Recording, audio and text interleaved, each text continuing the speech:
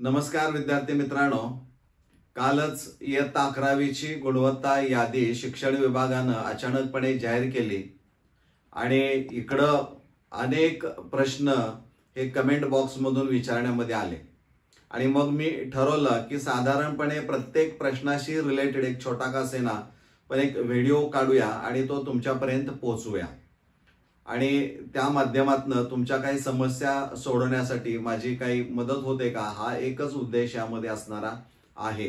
परंतु प्रयत्न हा तुम्हाला करायचा आहे हे आपण लक्षात ठेवा।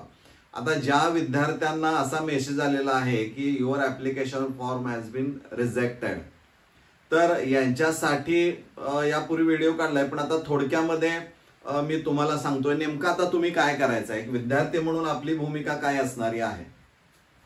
तर सर्वप्रथम तुम्हाला रिजेक्टेड जर दाखवत असेल ऍप्लिकेशन फॉर्म रिजेक्टेड, तर सर्वप्रथम आपण काय करायचं आहे, तर कनिष्ठ महाविद्यालय किंवा उच्च माध्यमिक विद्यालय जिथून तुम्ही प्रवेश अर्ज भरलेला आहे ऑनलाईन पद्धतीनं त्या ठिकाणी जाऊन संपर्क साधा। आता संपर्क साधायचं म्हणजे फक्त महाविद्यालयामध्ये जायचं आहे का, तर अजिबात नाही। मग तिथं जाऊन आम्ही काय करायचं, तर तिथं गेल्यानंतर तिथल्या जी काही प्रवेश देणारी कमिटी असणारी एक समिती असणारी आहे त्यांच्याशी संपर्क साधून त्यांना तुमची नेमकी समस्या काय आहे हे कथन करायचं आहे। त्यांना सांगायचं आहे की असं असं होतंय, मी लॉग इन केल्यानंतर मला ह्या गोष्टी जाणवतात की तिथं मला रिजेक्टेड म्हणून दिसतंय, तर मेसेज आलाय किंवा सांगायचं जे असेल ते तुमचं तिथं क्लिअर कट सांगा। आणि मग त्यांना एक विचारा, आपण एक विचारायचं आहे त्यांना किंवा तेही सांगतील। प्रत्येक विभागाला साधारणपणे एक टेक्नो सॅव्ही ज्याला आपण म्हणतो, ज्यामध्ये हे जे काही सॉफ्टवेअर तयार केलेलं आहे त्याच्या अनुषंगाने ज्यांना पूर्ण माहिती असणारी आहे अशी एक व्यक्ती प्रत्येक विभागामध्ये नेमलेली आहे। एकूण राज्यामध्ये 8 विभाग आहेत, त्या विभागाअंतर्गत ही प्रोसेस चाललेली असणारी आहे। तर त्यांचा तुम्ही मोबाईल नंबर घ्या, म्हणजे मार्गदर्शक जे असणारे आहेत त्यांचं नाव घ्या आणि त्यांचा मोबाईल नंबर घ्या।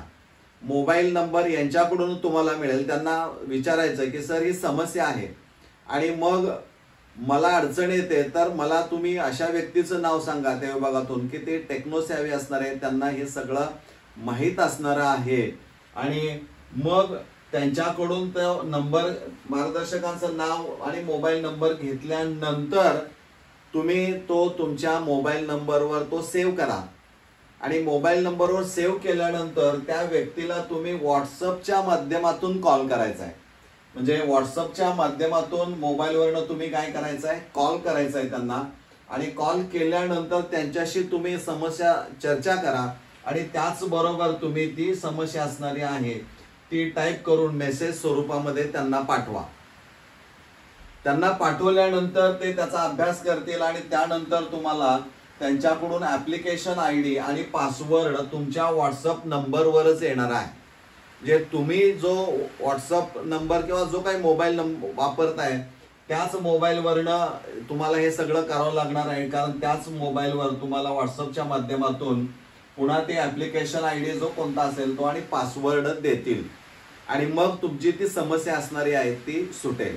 म्हणजे हा एक प्रयोग आहे, हे तुम्हाला करून बघावं लागणार आहे। हा एक मार्ग आहे।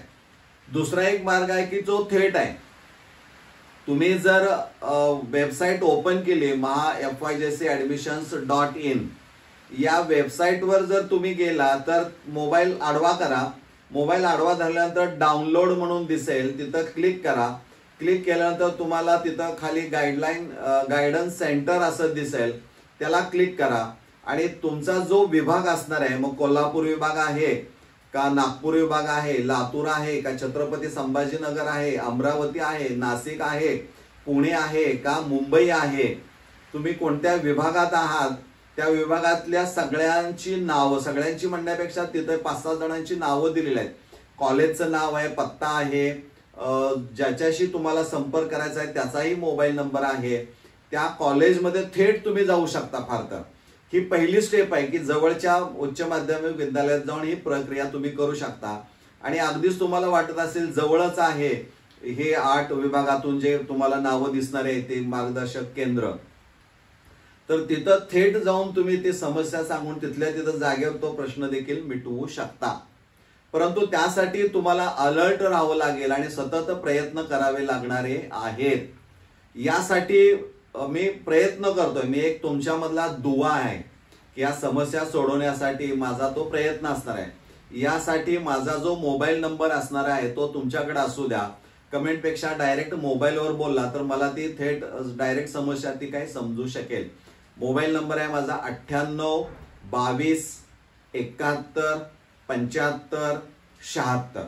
यावर तुम्ही कॉन्टॅक्ट करू शकता आणि मी जी काही समस्या असेल ती इतरांशी चर्चा करून त्यातून काही मार्ग निघू शकेल का या दृष्टीनं मी तुमच्यापर्यंत माहिती पोहोचवण्याचं काम करणार आहे. मला वाटतं हे सांगितलेलं आहे त्याप्रमाणे तुम्ही करायला काही हरकत नाही. धन्यवाद.